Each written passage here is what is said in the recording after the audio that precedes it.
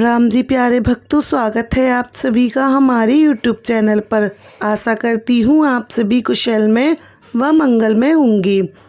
भक्तों, चाहे रामायण हो या महाभारत, ये दोनों ऐसे ग्रंथ हैं जिनके बारे में जितना जानकारी इकट्ठी की जाए उतनी ही कम है, क्योंकि यह इतने बड़े ग्रंथ हैं कि इनके हर एक पन्ने से हर एक नई कथा जुड़ी हुई है। इसी तरह से आज की वीडियो में हम आप लोगों को एक नई कथा सुनाने जा रहे हैं। ये कथा है, जब लक्ष्मण जी वनवास गए थे तब 14 वर्षों तक उनकी पत्नी उर्मिला ने क्या किया था। चलिए भक्तों, जिन्होंने रामायण देखी है, सुनी हुई है या पढ़ी हुई है, जिन्होंने रामायण के बारे में पता होगा उन्हें उर्मिला के बारे में भी पता होगा, लेकिन फिर भी अगर पता नहीं है तो आज की इस वीडियो में हम आपको विस्तार से जानकारी देंगे। भक्तों, पौराणिक कथा के अनुसार शेषनाग के कई अवतारों का उल्लेख मिलता है, जिनमें से श्री राम के भाई लक्ष्मण और कृष्ण के भाई बलराम के रूप में मुख्य रूप से मिलता है। रामायण के अनुसार राजा दशरथ के तीसरे पुत्र थे लक्ष्मण जी, और उनकी पत्नी का नाम उर्मिला था। लक्ष्मण जी के लिए श्री राम ही उनकी माता, पिता, भाई, गुरु सब कुछ थे, और उनकी आज्ञा का पालन करना ही लक्ष्मण जी का मुख्य धर्म था। वे उनके साथ सदा छाया की तरह रहते थे। भगवान श्री राम के प्रति किसी भी प्रकार का अपमान सूचक शब्द को वे कतई बर्दाश्त नहीं करते थे। वास्तव में लक्ष्मण का वनवास राम के वनवास से भी अधिक महान है। 14 वर्ष तक पत्नी से दूर रहकर उन्होंने केवल श्री राम को ही अपना जीवन माना और उनकी ही सेवा की। उनकी सेवा को अपने जीवन का लक्ष्य बनाया।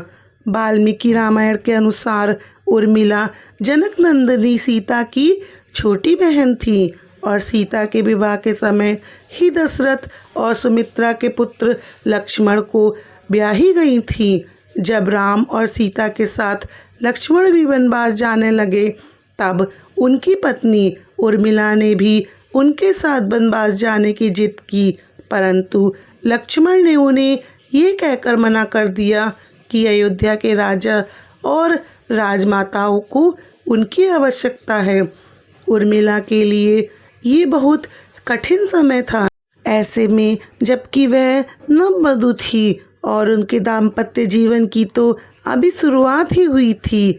लक्ष्मण के वनवास जाने के बाद उर्मिला के पिता अयोध्या आए और उर्मिला को मायके चलने का अनुरोध करने लगे, ताकि माता पिता और सखी के साथ उर्मिला का पति वियोग दुख थोड़ा कम हो सके। परंतु उर्मिला ने अपने मायके मिथिला जाने से इनकार करते हुए कहा कि पति की आज्ञा के अनुसार पति के परिजनों के साथ रहना है और उनके दुख में उनका साथ नहीं छोड़ना है। अब उनका धर्म यही है। उर्मिला का अखंड पतिव्रता धर्म जब लक्ष्मण जा रहे थे, तब इससे सबसे विकट क्षणों में उर्मिला ने आंसू भी न बहा सकी, क्योंकि उनके पति लक्ष्मण ने उनसे एक वचन लिया था कि वे कभी आंसू नहीं बहाएंगी, क्योंकि अगर वे अपने दुख में डूबी रहीं तो परिजनों का ख्याल कैसे रख पाएंगी। इस कथा की मान्यता पर आधारित एक कथा सुनने को मिलती है। इस कथा का वर्णन रामचरितमानस आदि में नहीं मिलता है। ये कथा रावण के पुत्र मेघनाद को यह वरदान था कि जो भी व्यक्ति 14 वर्ष तक न सोया हो वही उसे हरा सकता है।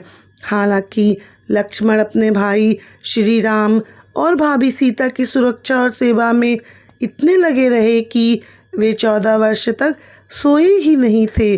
कथा के अनुसार उनके बदले की उर्मिला 14 वर्षों तक सोती रहीं।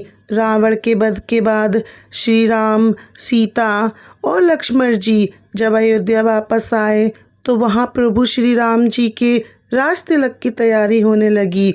उसी समय लक्ष्मण जोर जोर से हंसने लगे। जब लक्ष्मण से इस हंसी का कारण पूछा गया तब उन्होंने जो कहा कि सारी उम्र उन्होंने इसी घड़ी का इंतज़ार किया था कि अब मैं श्री राम का तिलक होते हुए देखूंगा, लेकिन अब उन्हें निद्रा देवी का दिया हुआ वचन पूरा करना होगा जो उन्होंने वनवास जाने से पहले दिया था। दरअसल निद्रा देवी ने उनसे कहा था कि वह 14 वर्ष के लिए उन्हें परेशान नहीं करेंगी और उनकी पत्नी उर्मिला उनके स्थान पर सोएंगी। निद्रा देवी ने उनकी ये बात एक शर्त पर मान ली थी कि जैसे ही वह अयोध्या लौटेंगे उर्मिला की नींद टूट जाएगी और उन्हें सोना पड़ेगा। लक्ष्मण इस बात पर हंस रहे थे कि अब उन्हें सोना ही होगा और वह राम का राज तिलक नहीं देख पाएंगे। इसके स्थान पर उर्मिला ने यह रस्म देखी। लक्ष्मण के उर्मिला से अंगद और चंद्रकेतु नाम के 2 पुत्र हुए तथा सौदा नाम की एक पुत्री उत्पन्न हुई।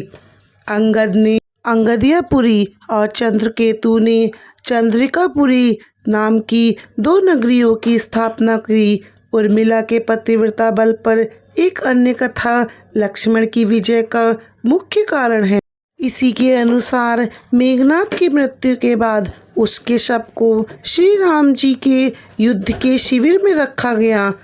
उस शव को मेघनाद की पत्नी सुलोचना लेने आई। पति का छिन्न शरीर देखते ही सुलोचना का हृदय अत्यधिक द्रवित हो गया।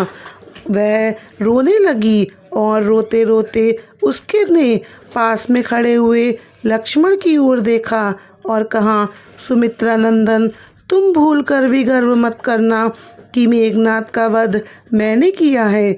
मेघनाद को धराशायी करने की शक्ति विश्व में किसी के पास नहीं थी। ये तो 2 पतिव्रता पत्नियों का भाग्य था। अब आप सोच में पड़ गए होंगे कि निद्रा देवी के प्रभाव में आकर उर्मिला अगर 14 वर्षों तक सोती रही तो सास और अन्य परिजनों की सेवा करने का लक्ष्मण का दिया हुआ आदेश कैसे पूरा हुआ। तब उत्तर ये है कि सीता माता ने अपना एक वरदान उर्मिला को दे दिया था। उस वरदान के अनुसार उर्मिला एक साथ 3 कार्य कर सकती थीं। मित्रों, उर्मिला देवी अपने पति से एक नहीं बल्कि पूरे 14 साल तक अलग रहीं। भला किसी नवविवाहित का इससे बड़ा त्याग और बलिदान क्या हो सकता है। इसीलिए इतने से सारे त्याग और बलिदान कष्ट सहने के बावजूद भी बचनों में बंधी देवी उर्मिला रामायण पात्र से दबी ही रहीं। उर्मिला ने जो सहा शायद आज की स्त्री ऐसा ना कर पाएगी। इसीलिए वर्तमान की दृष्टि को ध्यान से देखें तो उर्मिला रामायण की सबसे अतुल्य और पवित्र देवी थी। साथ ही साथ त्याग, बलिदान और समर्पण की देवी। आज की पीढ़ी में उर्मिला का व्यक्तित्व सबसे ज़्यादा सम्माननीय, पूजनीय होना चाहिए। मित्रों, आज के इस वीडियो में बस इतना ही। क्या आपको इसके बारे में पहले से पता था? कृपया हमें कमेंट करके ज़रूर बताएं। वीडियो में अंत तक हमारे साथ बने रहने के लिए आपका धन्यवाद। मित्रों, अगर आपके हमारे द्वारा बताई गई जानकारी अच्छी लगी हो तो हमारे चैनल को सब्सक्राइब करें, वीडियो को लाइक और शेयर करना ना भूलें। धन्यवाद मित्रों। भगवान रामचंद्र जी की कृपा और उनका आशीर्वाद आप सभी पर बना रहे। रामचंद्र जी आप सभी के जीवन के सारे दुखों को दूर करें। मित्रों, आप सभी को मेरी राम राम जी।